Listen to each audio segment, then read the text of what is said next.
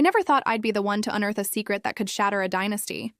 But standing in the manicured gardens of the Devereaux estate, with the matriarch's icy words slicing through the humid South Carolina air, I realized I wasn't just archiving history.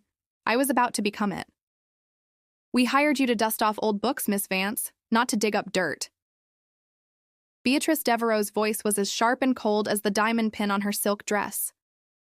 200 of Charleston's elite, sipping sweet tea under ancient oaks, turned to watch. "Your background makes you uniquely unqualified to understand our family's legacy. This was a mistake." My background. She meant my black skin. She meant the fact that I'd gotten this position through a university grant for underrepresented historians. She meant I didn't belong. Her words were meant to cut, to put me in my place, to remind me I was just the help. But she had no idea who I really was. She had no idea that my place was here. It started 3 months ago, on a Tuesday that felt like any other. I was in the university library, drowning in student loan paperwork, when the email arrived. The Devereaux estate, a pillar of Southern aristocracy, was opening its archives for the first time. They needed a junior archivist. It was a dream job. The house was a time capsule, a living monument to the very history my grandmother used to whisper about on our porch swing. "That house, Alara," she'd say, her eyes distant. "It was built on our bones, but it holds our blood too." I never understood what she meant. She passed away last spring, leaving me with nothing but those cryptic stories and a small, tarnished silver locket. The first few weeks at the estate were a blur of cataloging pre-Civil War letters and organizing dusty photographs. Beatrice Devereaux watched my every move, her smile never quite reaching her eyes. Her son, William, was kinder, but always distant, as if afraid to get too close. The only person who spoke to me with genuine warmth was Mr. Samuel, the elderly groundskeeper whose family had worked this land for generations. "You got the gift, child," he told me one afternoon as I struggled with a heavy crate of ledgers. "You see the things between the lines." He was right. I started noticing inconsistencies.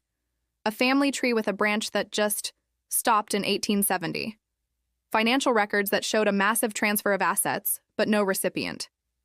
And then, I found the attic. It was a forgotten space, filled with discarded furniture and ghosts. Tucked inside an old sea chest, beneath a stack of moth-eaten quilts, was a leather-bound journal and a set of letters tied with a faded ribbon. The journal belonged to a woman named Isabella Devereaux, but the handwriting was identical to the letters, which were signed by "Your loving sister, Celeste." The story that unfolded in those pages stopped my heart.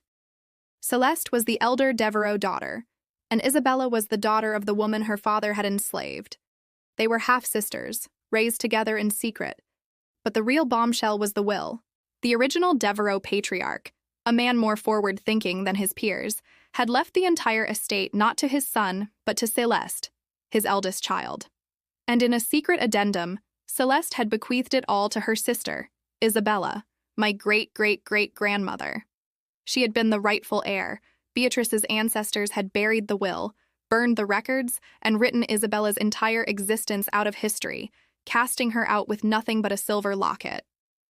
The same one that now rested against my skin, which brings me back to the garden party. Beatrice had arranged this event to announce the official family history, a sanitized version that erased Isabella completely. My research was a threat she had to neutralize. "We will be terminating your grant effective immediately," she announced to the silent crowd. "Security will see you out. We can't have someone with a political agenda tainting our family's truth." This was it, the moment she'd engineered. My public humiliation. My professional ruin. My hands trembled as I reached into my satchel, but not from fear. It was from the weight of what I was about to do. I pulled out the leather-bound journal. "Your truth, Mrs. Devereaux?" I asked, my voice ringing out clear and steady. "Or the version you invented?" I held up the journal. "This is the diary of Isabella Devereaux. And these," I held up the letters, "are from her sister, Celeste, your great-great-aunt, the one you erased." A gasp rippled through the crowd. Beatrice's face went white. "She speaks of a will," I continued, my voice gaining strength. A will that names Celeste as the sole heir. And Celeste, in turn, left this entire estate to her sister, to my ancestor. Lies! Beatrice shrieked, her composure shattering. Forged documents from a bitter affirmative action hire. Are they? I turned to the president of the Charleston Historical Society, who was standing near the front. Dr. Alastair, you're an expert in 19th century documents. Perhaps you'd like to examine them? The crowd parted like the Red Sea as Dr. Alastair approached. He took the journal and letters, his eyes scanning the ink, the paper, the script. The silence was absolute. After what felt like a lifetime, he looked up, his face pale with shock. My God, he whispered. They're authentic. The world tilted. Beatrice stumbled backward, grabbing onto her son for support. But I wasn't finished. I pulled out one last document, a copy of my own birth certificate, next to a detailed genealogical chart I had spent weeks preparing, a chart that connected my bloodline, clear as day, back to Isabella. And beside it, a DNA report linking me directly to the Devereaux family line through a mitochondrial match to Celeste's own publicly available ancestry data. You said I don't belong here, I said, my eyes locking with hers. You're wrong. My name is Alara Vance, and I've come home. The aftermath was a storm. The Historical Society confirmed my findings. The story went viral, a modern-day fairy tale of poetic justice. The Devereaux name, once a symbol of Southern pride, became synonymous with deceit. Beatrice became a recluse, her empire of lies crumbling into dust. I am the legal heir to the estate. The courts made it official 6 months ago, but I didn't evict them. William and his family still live in the West Wing. They live with the truth now, every day. The estate is no longer a monument to a false history. It's now the Isabella and Celeste Center for Southern History. A place for truth.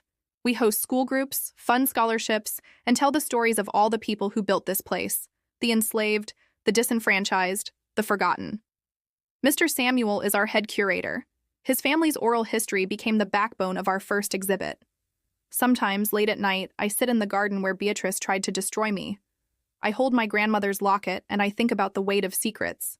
History isn't just something you read in a book. It's a living thing. It has a heartbeat. And sometimes you have to be brave enough to give it a voice. What would you do if you discovered a secret that could rewrite your entire life? Share your thoughts in the comments. If this story moved you, please like and share. For more cinematic life stories told with depth and heart, subscribe to Voice of Sophia and ring the bell for notifications. Thank you for listening, for feeling, and for being part of this community. I'll see you in the next story.